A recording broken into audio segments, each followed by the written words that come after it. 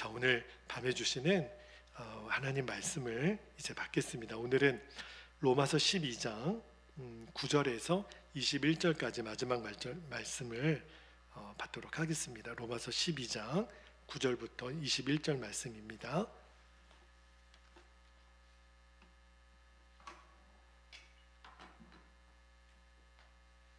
자, 9절부터 한 절씩 교독하고 마지막 절은 같이 읽겠습니다. 9절입니다. 사랑에는 거짓이 없나니 악을 미워하고 선에 속하라.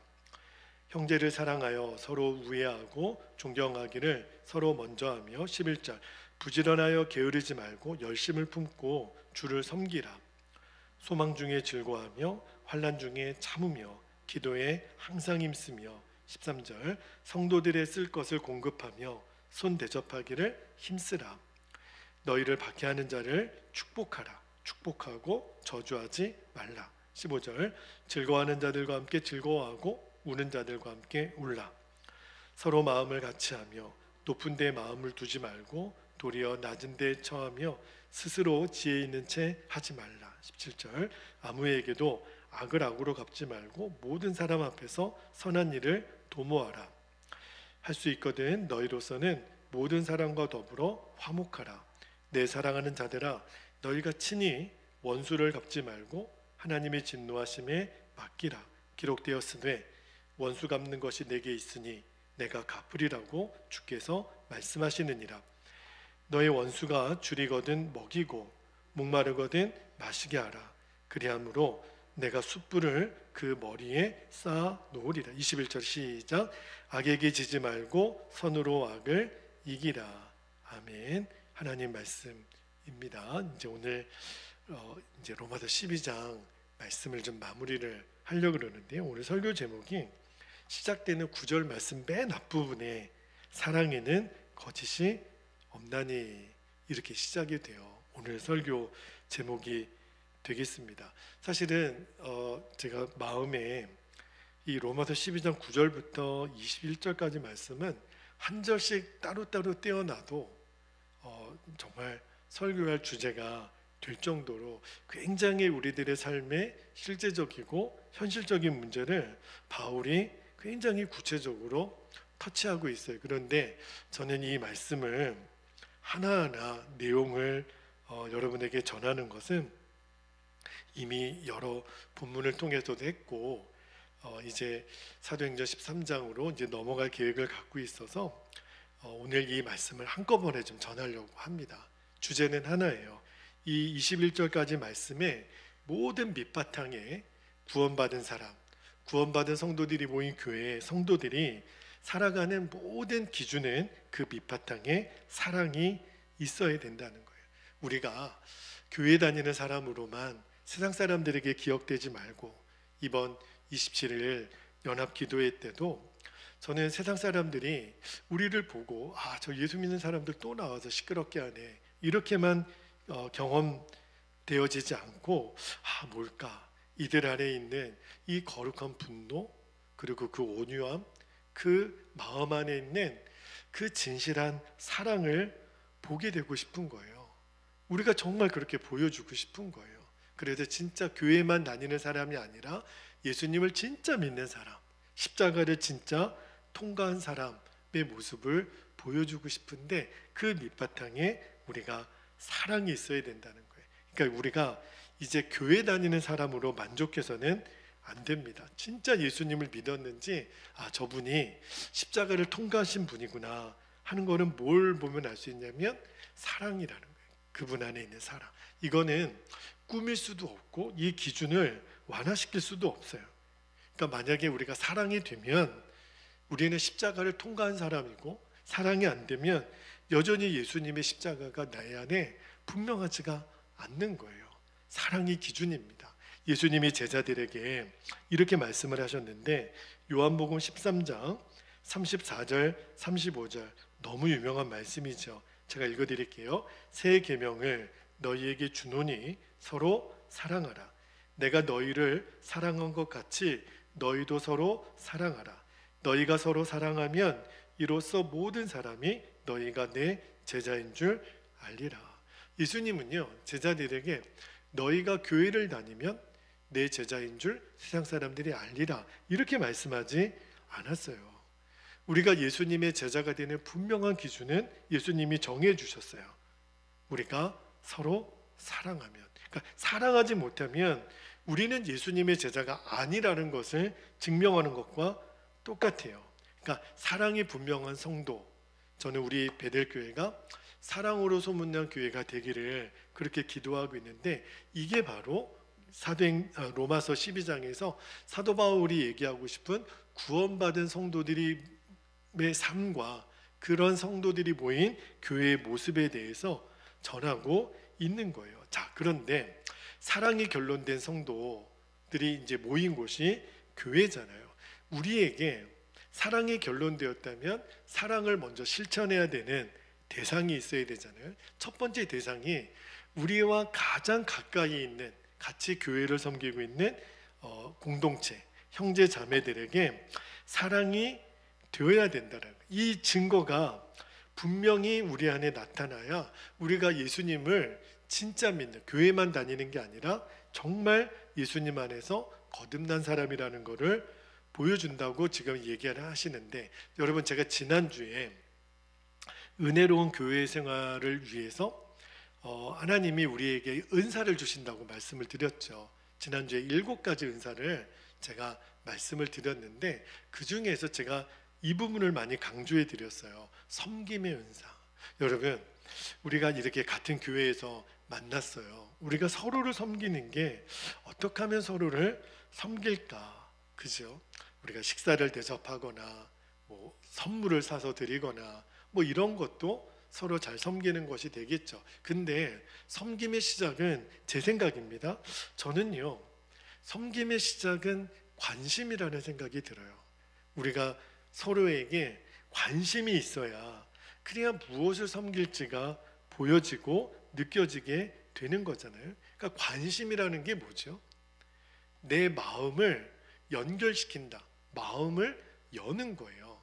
그러니까 우리가 누군가를 섬기는 것은 내 마음을 열지 않으면, 그러면은 우리는 누군가를 섬기는 게 불가능해요. 그래서 여러분, 마음을 열어서 우리가 서로 섬기는 이 한몸된 교회 공동체의 성도들의 삶이 오늘 이 9절부터 13절까지 바울이 지금 얘기하는데, 자, 제가 9절에서 13절까지 빠른 속도로 다시 한번 읽어드릴게요. 9절부터 볼게요. 사랑에는 거짓이 없나니 악을 미워하고 선에 속하라. 형제를 사랑하며 서로 우애하고 존경하기를 서로 먼저 하며, 11절에 부지런하여 게으르지 말고 열심을 품고 주를 섬기라. 소망 중에 즐거워하며 환난 중에 참으며 기도에 항상 힘쓰며 성도들이 쓸 것을 공급하여 손 대접하기를 힘쓰라. 이게 다요, 누구에게 해당되는 거냐면 같이 공동체를 이루는 이 지체들, 우리 교회 안에 있는 형제 자매들에게 하나하나 관심을 가지고 서로를 섬기는 것, 이게 이제 교회 생활의 기초가 된다는 거예요. 여러분, 우리가 이제 교회에 대해서 정말 정확한 이해를 가져야 되는데, 우리는요, 교회를 선택할 때도 마찬가지고 또 성도들을 대할 때도 기준이 자꾸 내 마음에 드냐 안 드냐, 그죠? 그리고 나에게 이익이 되냐 손해가 되냐를 가지고 자꾸 사람을 보려고 그래요. 이게 굉장히 주님 보셨을 때는 무서운 생각이에요. 이게 기준이 되면 안 됩니다. 그러면 진짜 교회가 세워지지가 않아요. 저는 이 말씀을 준비하면서 제 스스로가, 그죠? 사람을 정말 이익이 되느냐, 이분이 오시면 교회에 이익이 될까, 해가 될까, 또 나에게 도움이 될까, 해가 될까, 이거는요 정말 성경적인 기준도 아니고 주님이 원하시는 마음도 아니에요. 주님이 원하시는 거는 딱 하나입니다. 우리가 한 몸인 것을 진짜 믿는 거예요. 여러분, 가족도 한 몸처럼 안 느껴지는데 성도들이 한 몸처럼 느껴지는 게 가능할까? 여러분, 이거는 느낌이나 감정으로 우리가 해석해서는 죽었다 깨어나도 안 됩니다. 왜 우리가 서로가 한 몸이 되는 거죠? 예수님이 나와 한 몸이 되셨으니까. 예수님이 십자가에 죽으실 때 예수님이 제자들에게 성만찬을 행하면서 떡과 포도주를 주면서 예수님이 제자들에게 주시고자 하는 메시지가 뭐예요? 내가 너희를 떠나지만 이 떡과 포도주를 먹고 마시면 이 몸 안으로 들어가서 내 몸이 되는 것처럼 내가 너희들과 영원히 한 몸이야. 이것을 말씀하시고, 그리고 실제로 그거를 이루셨죠. 성령님이 우리 안에 오심으로. 여러분 안에, 저 안에 성령님이 계시는 걸 믿으시죠? 아멘이죠. 그러니까 주님과 나는 이미 한 몸이 됐어요. 자, 그러면 저도 예수님과 한 몸, 여러분도 예수님과 한 몸. 그러면 예수님과 한 몸 된 우리도 서로가 한 몸인 거예요. 이해가 되시죠? 여러분, 성도들끼리는요, 가족의 개념을 넘어서는 거예요. 그죠? 왜냐하면 진짜 한 몸이니까. 여러분, 오른팔, 왼팔이 서로 마음에 안 든다고 헤어질 수 있나요? 불가능한 거예요. 우리는 이미 한 몸이라니까요. 성경이 그 진리를 말하는 거예요. 그러니까 우리가 서로에게 야, 내가 저분은 좀 부담스럽다, 웬만하면 말을 섞지 말자, 이거는요 굉장히 불편한 진실이고 위험한 생각이에요. 여러분, 예수님이 저와 여러분에게 한 몸이 되어 주셨잖아요. 그러면 예수님 입장에서는 저와 여러분은 마냥 좋아서 한 몸이 되셨을까요? 예수님은 정말 우리를 보실 때, 야, 내가 저 마준철은 진짜 부담스러운데 내가 저것과도 한 몸이 돼야 돼? 저는 충분히 예수님이 그러셨을 거라고 생각이 들어요. 제 존재를 아니까. 그런데 예수님은 저를 만약에 부담스러워 하셨다면 십자가 지시지 않으셨겠죠. 그렇죠? 예수님은 어느 누구에게도 부담스러운 존재가 없으셨어요. 그거를 끌어안고 십자가를 지셨어요. 놀라운 일이 일어난 거죠. 그렇다면 주님이 원하시는 게, 우리도 예수님이 우리 각 사람에게 대하셨던, 우리를 부담스럽다라고 여기지 않으시고 기꺼이 하나가 되어주신 것처럼 지체들에게 서로 반응하라는 거예요. 그렇게 당신과 나는 한 몸입니다. 이게 바로 거짓 없는 사랑이라고 오늘 바울이 이야기를 하는 거예요. 여러분, 사랑을 우리가 몰라서 못합니까? 그죠? 여기 성경에 거짓이 있는 사랑이 있고 거짓이 없는 사랑이 있는데, 거짓이 있는 사랑은 뭘 말하는 거겠어요? 여러분, 거짓 없는 사랑이 있다면 거짓 있는 사랑도 있는 거잖아요. 거짓 있는 사랑은 뭐죠? 우리가 서로 한 몸이라는 것을 거부하는 거예요. 이게 거짓 사랑이에요. 여러분, 어떤 사람이, 어떤 성도가 야, 진짜 사랑인지 거짓인지 어떻게 알면 되냐면 지체를 품어주는 모습을 보면 알아요. 여러분, 제가요 오른쪽 눈을 백내장 수술을 받았지만 여전히 눈이 굉장히 불편해요. 이렇게 가까이 있는 게. 그러니까 뭐 노안이니까 어쩔 수가 없겠죠. 자, 여러분도 내 몸에 지금 연약한 지체가 있죠. 저 같은 경우는 뭐 눈이 안 좋다든지, 그리고 여러분 중에 뭐 허리가 안 좋다든지, 또 뭐 무릎이 안 좋다든지 다 있잖아요. 그러면 여러분, 만약에 내가 눈이 안 좋다 그래서 아유, 이 불편한 아주 그냥 쓸데없는 지책으로 막 눈을 때립니까? 안 그러죠. 그럴 사람 없어요. 연약하기 때문에 눈을 어떻게 해서든지 보호하고 안약도 넣어주고 수술도 해주고 안경도 써주고 그러잖아요. 여러분, 우리 몸에 연약한 지체일수록 그 힘든 것을 어떻게 하면 보완하고 도와주려고 우리 몸은 스스로 애쓰잖아요. 그런데 왜 교회에 있는 지체들끼리는 그거를 인정하지 않느냐 말이에요. 느끼죠. 아, 저분이 나에게 좀 까칠하시네. 왜 저렇게 말하시고 저렇게 나를 보실까? 그런 느낌이 들 때가 우리들에게 있잖아요. 그런데 그때 얼른 생각하셔야 돼요. 내가 지금 무슨 생각을 하는 거야? 여러분, 오른팔이 왼팔 보고 야, 너 좀 부담스러운데, 너 좀 까칠하네, 이럴 수가 없는 거야. 한 몸이니까. 그러니까 우리가 그런 마음이 훅 들어왔다가도 어떻게 반응해야 되냐면, 아니야, 저분과 내가 하나인데, 한 몸인데, 그거를 인정하면은 우리는 진짜 사랑을 하는 거고, 거부하면 거짓 사랑이 된다라는 거예요. 그러니까 좋고 싫은 게 아니에요. 이거는요, 내가 예수님 성경에 말씀하신 거니까, 이게 제 말이 아니라 성경이 그렇게 이야기하고 있는 거니까, 그 진리를 진짜 믿느냐 안 믿느냐 차이인 거죠. 저는요, 우리 성도들에게 정말 소원이 있어요. 우리가 지금 로마서를 1장부터 쭉 읽어 왔잖아요. 벌써 올 초부터 했으니까 1년을 가까이 읽어가요. 그죠? 저는 로마서를 같이 읽고 우리가 은혜를 받아가면서 우리 성도님들이 예수님이 우리에게 마음을 열어주신 것처럼 이제 점점 우리 베델교회 성도들은 서로가 서로에게 마음을 열게 되기를 축복합니다. 예수님 그분과 내가 한 몸이니까, 저분과도 예수님이 한 몸이시니까 나하고도 한 몸인 거지. 그러니까 우리는 싫고 좋고가 없는 거예요. 우리는 서로가 서로에게 십자가를 져주는 관계, 그죠?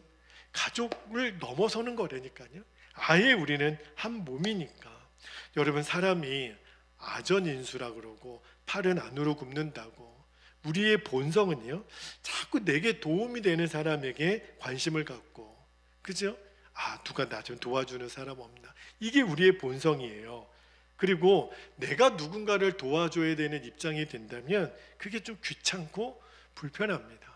그런데 거짓 없는 사랑은 이것을 넘어서는 거예요. 여러분, 절대 오판하지 않게 되기를 바랍니다. 여러분, 내가 지금 누군가로부터 도움을 받아야 되는 사람이 많은 것보다 내가 누군가를 도와줄 사람이 많은 게 진짜 복 있는 사람이에요. 그리고 여러분, 그렇게 기도하셔야 돼요. 주님, 저를 도와주는 사람이 많았으면 좋겠습니다. 이거보다 주님, 제가 도와줄 사람이 많았으면 좋겠습니다. 주님, 우리 교회가 도와줄 교회가 많았으면 좋겠습니다. 연말이 되면 저 개인적으로도 우리 교회의 1년 살림을 이제 정리하고 내년 살림을 계획하는 그런 작업들을 혼자 쭉 하고 있어요. 주님, 올해 2024년도에 우리 베델교회에 이러한 일들을 행하시고 너무 귀한 성도님들 보내주시고 주님 감사합니다. 그러나 담임 목회자이기 때문에 내년에 교회 살림에 대한 고민이 왜 제가 안 되겠어요? 저희 교회는 아직 다른 교회로부터 후원을 많이 받는 교회 중에 하나입니다. 그래서 이렇게 연락들이 와요. 내년에도 후원이 있게 되는지, 이제 정리가 되는지, 그러한 어떤 계속 행정적인 관계들을 제가 이제 정리를 하고 있는데, 그러면서 제 마음에 좀 불편한 마음도 좀 있고 좀 안타까운 마음도 있으면서 주님께 오늘은 그런 간절한 마음이 들더라고요. 그러면서 우리 교회가 미랄헌금이라 그래가지고 우리도 일반 재정의 매월 11조를 우리가 따로 떼어서 작지만 우리가 섬기는 일들을 지금 계속 해나가고 있거든요. 그러나 우리가 섬김 받는 것보다 섬기는 금액이 아직까지는 훨씬 적어요. 그래서 제 마음에 주님, 이것이 속히 역전되게 하옵소서. 여러분, 정말 아멘해 주십시오. 주님, 이게 빨리 역전이 돼서 우리가 섬김 받는 것보다 섬기는 교회가 더 많아지고, 그리고 여러분 자신에게도 그렇게 적용해 보셔야 돼요. 내가 누군가로부터 도움받는 사람보다 내가 도움을 주는 사람이 더 많아지게 하옵소서. 여러분, 그 사람이 진짜 복 있는 사람이에요. 그리고 내가 도와줘야 될 사람에 대해서 귀찮아하지 않는 거, 싫어하지 않는 거. 왜 그러냐면 결국 그 사람이 내가 정말 결정적으로 감당할 수 없는 그런 어려움과 고난을 당할 때요, 내가 섬긴 그 섬김 때문에 결국은 내가 이 또 다른 교회 지체들로부터 말할 수 없는 도움을 받게 돼요. 여러분, 꼭 기억하셔야 돼요. 내가 도와줄 사람이 많은 게 복이구나. 우리는요, 무슨 조직체가 아니에요. 우리는 친목회가 아니에요. 우리는 계속 믿음의 형제 자매들 사이에 한 몸이라고 하는 이 영적인 연합을 계속 주님이 이루어 가시는 거예요. 근데 내가 만약에 이걸 거부하잖아요. 그러면 어느 순간에 나를 위해서 내가 필요할 때 나를 위해 중보하는 그 교회를 내가 스스로 잃어버리는 거예요.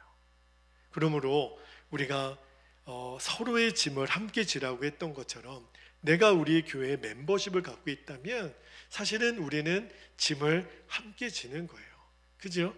이게 주님이 원하시는 교회의 모습입니다. 그래서 오늘 비록 오늘 수요 예배에 적은 수가 모였지만 저는 주님이 보실 때 이 숫자가 많고 적음에 무슨 문제가 있을까? 그죠? 저는 이 자리에 저 말고 한 명만 앉아 있더라도 혼자서는 좀 곤란하긴 할 것 같아요.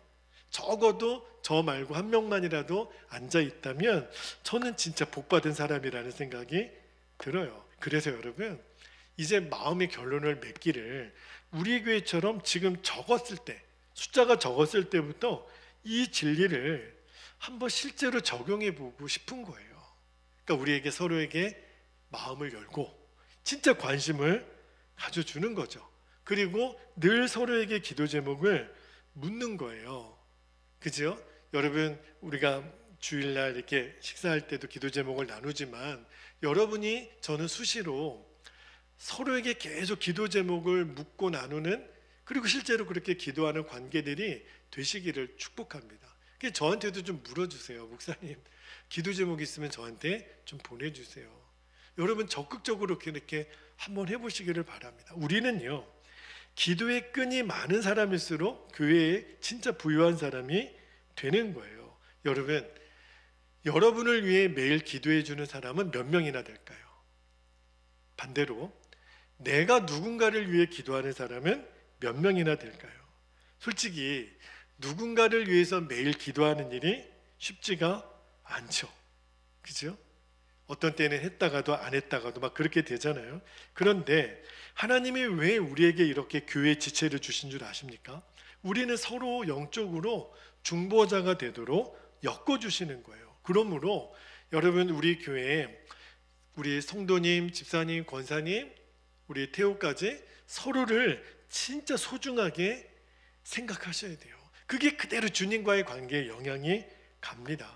여러분, 빌리그레암 목사님 아시죠? 그 목사님이 예전에 어느 다른 교회에 남성교회 헌신 예배가 있어서 이제 부흥회를 인도하시고 다과 시간에 그 교회 수석 장로님이 살짝 오시더래요.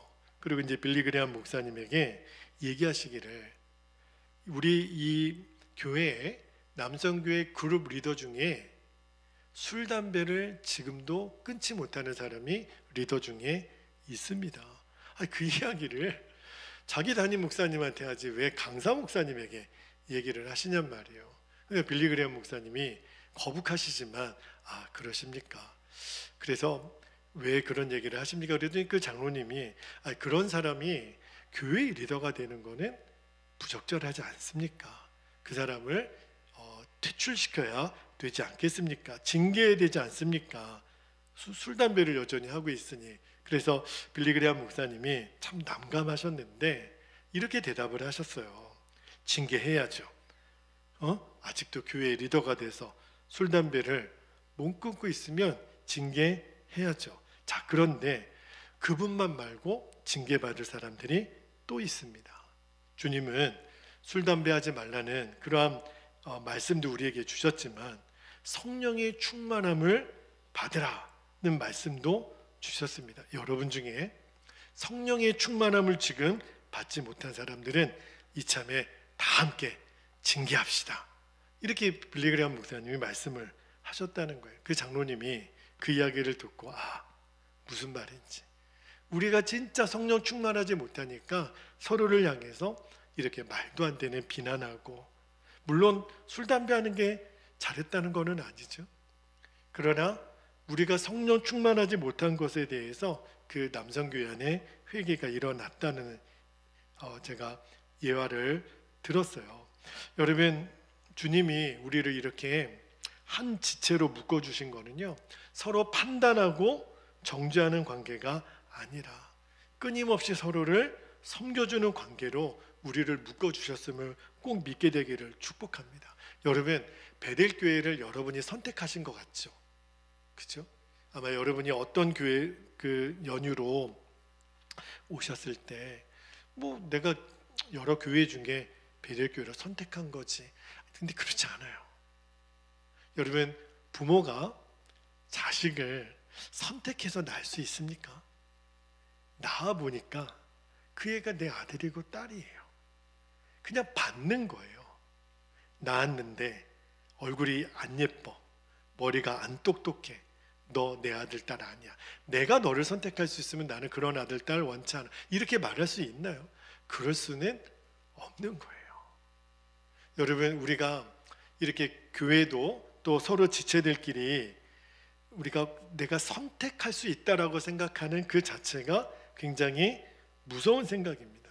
우리는요, 예수님 안에서 가족을 뛰어넘는 한 몸이 됐다니까요. 우리는 주신 대로 받는 거예요. 그 말은 그대로 품으라는 거예요. 내가 누구는 섬기고 누구는 섬기지 않고 그럴 수가 없다는 거예요. 자, 오늘 11절 말씀을 다시 한번 볼게요. 11절에 보니까 부지런하여 게으르지 말고 열심을 품고 주를 섬기라. 여기 보니까 같은 성도들끼리도요, 서로 뜨겁게 사랑하고 섬기고 하나가 되는 일에 여기 열심을 품으라, 이거는 인간적인 열심을 말하는 게 아니라 성령으로 뜨거워진 마음을 말하는 거예요. 여러분, 마가다락방에 120문도 위에 성령이 부어지고 교회가 세워졌죠. 그 예루살렘 교회가 세워졌을 때 교회의 모습이 어땠냐면, 자, 사도행전 2장 44절에서 45절 말씀을 한번 볼게요. 거기 보니까 믿는 사람이 다 함께 있어 모든 물건을 서로 통용하고 또 재산과 소유를 팔아 각 사람의 필요를 따라 나눠주며. 여러분, 처음 교회, 초대교회 처음 교회는요, 같은 교인이 되었으며 소유의 개념이 없었다는 거예요. 네 것과 내 것이 존재하지 않았다는 거예요. 다 그냥 공동재산이 됐다는 거예요. 그러니까 이거는 공산주의가 여기서 베껴갔다 그랬죠. 이거는 어떤 소유 개념보다는 그만큼 성령의 역사가 강력했다라는 걸 말하는 거예요. 성령이 우리 안에 강력하게 역사하면 이제는 서로를 대할 때 내게 이익이 되나 손해가 되나 이런 마음이 없어지는 거예요. 여러분, 우리가 같은 지체들끼리 한 마음이 되어지는 게 왜 어렵냐면 우리 안에 성령 충만함이 먼저 있지 않고는 불가능하다라는 거예요. 그러니까 우리가 주님과의 충만한 관계로 들어가면 여러분, 도무지 인간의 힘으로는 할 수 없는 관계가 나타나게 된다는, 이게 바로 성도의 능력이고 증거예요. 제가 아까 27일 날 이번 주 주일입니다. 제가 좀 여러분에게 미리 광고하고 우리도 좀 기도를 준비했으면 했는데 그러지 못해서 참 죄송한 마음이 있어요. 그러니까 지금이라도, 오늘부터라도 이번 주일날 있게 되는 한국교회의 이 연합기도회를 위해서 정말 기도했으면 좋겠습니다. 아마 찬반 논란도 좀 있다 그래요. 꼭 그렇게 해야 되냐, 반대 의견도 있고. 저는 찬반 논쟁은 저희 교회도 하지는 않겠습니다. 다만 하나님이 기뻐하시는 일로 이 기도회가 쓰임받기를 우리가 기도했으면 좋겠어요. 왜 그러냐면 지금 한국 기독교회가 굉장히 세상으로부터 또 엄청나게 도전을 많이 받습니다. 물론 지금은 성경이 말하는 이 절대 해서는 안 되는 이 악법이 법으로 제정되는 것을 막아서는 굉장히 중요한, 우리로서는 정말 우리의 또 기독교의 힘을 보여주는 것일 수도 있겠지만, 여전히 지금 교회가 한국 사회 안에서 굉장히 반기독교적인 정서 속에 우리가 살고 있고, 정말 인터넷을 보면 말도 안 되는 말을 엄청나게 많이 해요. 그래서 저도 고민이 많이 됩니다. 여러분, 누군가 교회를 욕하고 성도들을 막 해코지하고 그럴 때 우리는 어떻게 해야 될까? 그죠? 우리도 진짜 몽둥이 들고 나와서 같이 싸워야 되나? 그죠? 근데 주님이 제 마음에 주시는 것도, 또 성경을 묵상하다 보면 교회는 어떻게 해야 되지? 성도는 어떻게 해야 되지? 정말 우리도 머리띠 띠고 결사투쟁 필요할 수도 있죠. 그런데 정말 주님이 원하시는 거는 진짜 사랑을 우리가 보여줘야 된다. 세상 사람들이 우리들을 보고 깜짝 놀라는, 야 이건 뭐지? 야 어떻게 베델교회 성도들은 서로를 저렇게 사랑하지? 어떻게 서로를 향해서 한마디 싫은 이야기도 없고, 우리가 세상을 변화시킬 수 있는 방법은 어디서부터 시작되어야 되냐면 우리 안에 진짜 거짓 없는 사랑이 실제가 되는 것. 여러분 이거는요 취사 선택의 문제가 아니에요. 해도 되고 안 해도 되면 우리는 그러면 교회는 끝장납니다. 이거는 반드시 이루어져야 돼요. 뭐부터 시작할까요? 우리가 서로에게 마음을 진짜 여는 거예요. 우리가 작은 관심부터 먼저 시작하고, 그러면 세상 사람들이 결국은 우리를 보고 놀라게 돼 있습니다. 아, 저 사람들은 진짜 예수님의 제자가 맞구나. 그게 진짜 사랑의 첫 번째고, 또 하나는 오늘 14절부터 주시는 말씀이 하나 있어요. 전체 각 절마다 정말 하고 싶은 말씀은 많지만 요 14절부터 어떤 말씀이 나오냐면 우리를 박해하는 사람들이 있다는 거예요. 지금 세상이 그렇죠. 자, 14절 말씀을 한번 볼게요. 14절에 너희를 박해하는 자를 축복하라. 저는 이번 27일 집회가 그렇게 됐으면 좋겠어요. 축복하고 절대로 저주하지 말라. 자, 이제 우리 안에 진짜 사랑은, 거짓 없는 사랑은 믿는 우리 지체들끼리 한 몸이 되는 것, 이거를 거부하지 않고 진짜 믿는 것, 이게 거짓 사랑이 아닌 진짜 사랑의 첫 걸음이라면, 이제 두 번째로 우리가 이제 우리를 박해하는, 심지어는 원수 같은 사람, 제가 지난 말씀을 드릴 때도 손양원 목사님 이야기를 드렸잖아요. 우리를 박해하고 우리를 죽이고 공격하는 그 원수 같은 사람도 내가 사랑할 수 있는 사람이 될 수 있는가? 이게 굉장히 중요한 문제예요. 제가 지난 금요일에도 원수는 기억하지 말라는 거예요. 받은 은혜만 기억하라고 말씀을 드렸죠. 여러분 지금 점점 이 시대가 기독교를 무너뜨리려고 하는 세력이 강하게 일어납니다. 그런데 성경은요, 이게 비굴한 게 아니에요. 비겁한 게 아니에요. 성경은요, 똑같이 싸우라고 말씀하신 적이 없어요. 악을 악으로 갚지 말라는 거예요. 그러니까 악을 대할 때 우리가 진짜 이기는 거는 싸우는 게 아니라는 거예요. 분노가 일어나죠. 나도 진짜 한 대 가서 때려주고 싶죠. 그렇죠? 그러면 우리는 스스로 우리의 사랑이 거짓 사랑이라는 것을 말하는 것밖에 안 된다는 거예요. 그러니까 우리가 진짜, 우리가 사랑하는 사랑이 진짜라면 이제 우리가 어떻게 해야 돼요? 우리가 핍박하는 자들을 위해서도 진짜 축복하고 기도할 수 있는 것, 여기까지 가야 거짓 없는 사랑이라고 지금 말씀을 하시는 거예요. 여러분, 우리 자신에 대해서 이제 스스로 모순에 빠지지 않게 되기를 바랍니다. 우리는 하나님 은혜를 알고 예수님의 사랑도 안다고 그렇게 얘기하면서도 같은 지체들끼리도 품지 못하고 우리를 핍박하고 우리를 해하려고 하는 세상을 향해서 선으로 악을 이기지 못한다면 우리 안에 있는 사랑이 진짜 사랑이 아니라고 오늘 얘기를 하시는 거예요. 이제는 거짓 사랑의 실체를 분명히 아십시다. 첫 번째는 우리가 서로 한 몸이라는 것을 거부하는 것, 이거는 거짓 사랑이에요. 절대 여기에 속으시면 안 됩니다. 그리고 이제는 내가 원수도 용서할 수 있는 사랑, 이거는 불가능해 라고 여기는 것, 이게 거짓 사랑이라는 거예요. 여러분, 우리가 원수를 어떻게 사랑해요? 유일한 이유는 하나죠. 우리가 십자가를 통과했으니까. 여러분 오늘 이 14절부터요 21절까지 말씀해 보면 여러분 입술로는 아멘이 되지만 잘 한번 읽어보시면, 야 이게 가능해? 이대로 내가 어떻게 살아? 세상 사람들은요 이렇게 살려고 그러면 고개 끄덕이는 사람 없어요. 아이 그럼 바보 멍충이들이나 이렇게 살지, 이렇게 나올 거래요. 우리도 그래요. 야 이걸 어떻게 이렇게 살아? 아니 같은 지체들끼리도 이렇게 하기 어려운데 아이 세상에 사람들은 어떻게 우리가 이렇게 대할 수 있을까? 그죠?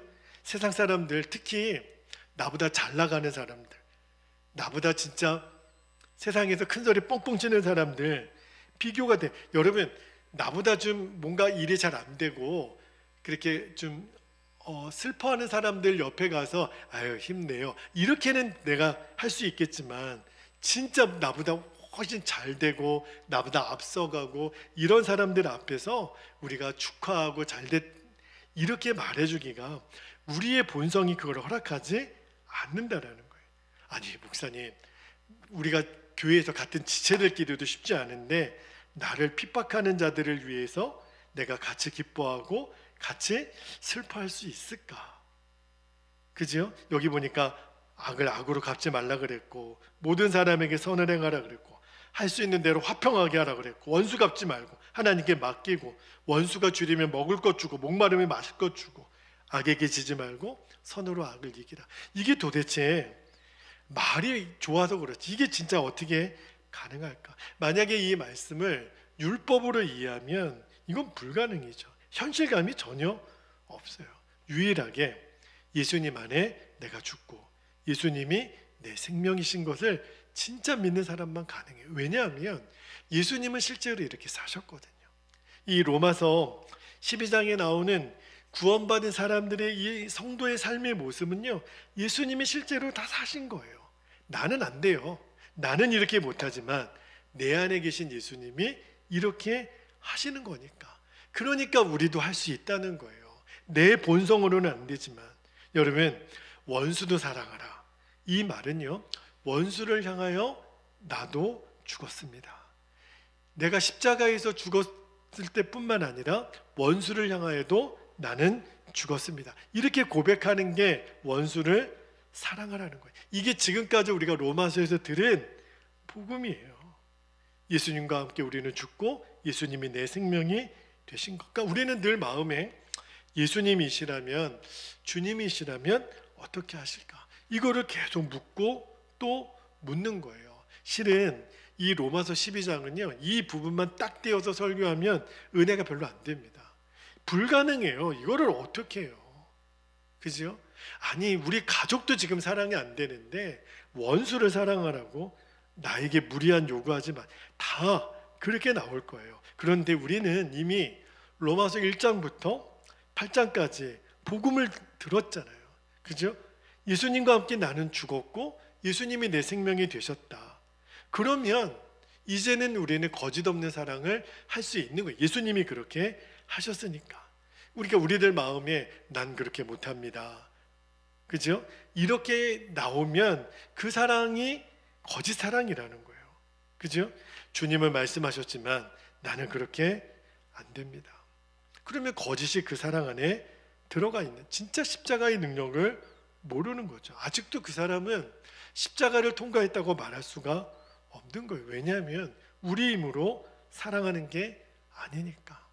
일본에 있을 때 안경달 선교사님이라고 일본의 선교사님이 계시는데, 그분이 그런 간증을 하셨어요. 어렸을 때부터 일본 사람들을 그렇게 미워하셨대요. 그럴 수밖에 없는 게 자기 친형이 일본 사람들한테 죽는 것을 본 거예요.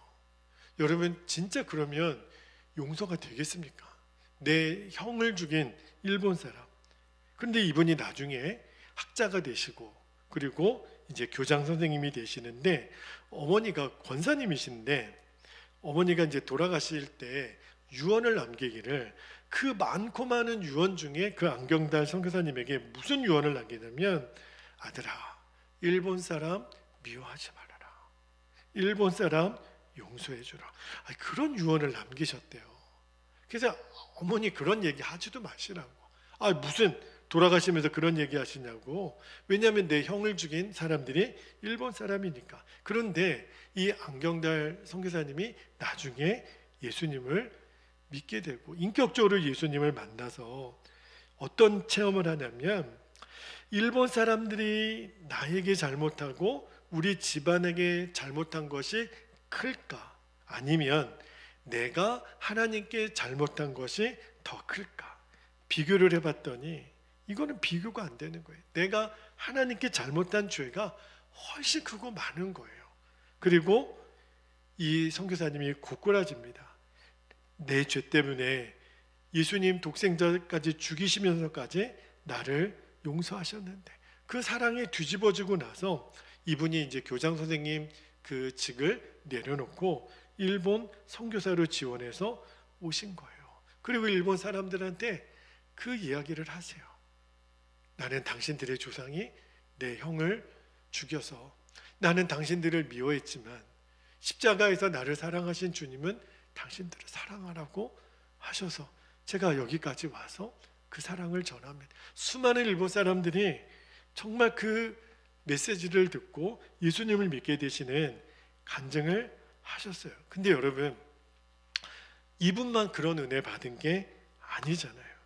오늘 주님께서 저와 여러분은 그런 은혜를 안 받았나요? 오늘 이 거짓 없는 사랑으로 주님이 우리를 초청하고 계세요. 이제 우리 함께 기도하기를 원하는데, 여러분, 이 사랑으로 오늘 우리가 정말 나아갔으면 좋겠어요. 이게 교회를 이루는 힘이고 진짜 세상을 변화시키는 능력입니다. 오늘 설교는요, 사실은 너무 간단해요. 제가 길게 말씀은 드렸지만 이제 원칙 하나만 정하면 돼요. 내가 우리 성도들끼리 우리는 서로에게 진짜 한 몸인가, 이거를 진짜 믿는 것. 그리고 가깝게는 예수 믿지 않는 우리 가족들도 있을 수 있겠고, 나를 그렇게 힘들게 하는 세상 사람들이 있겠죠.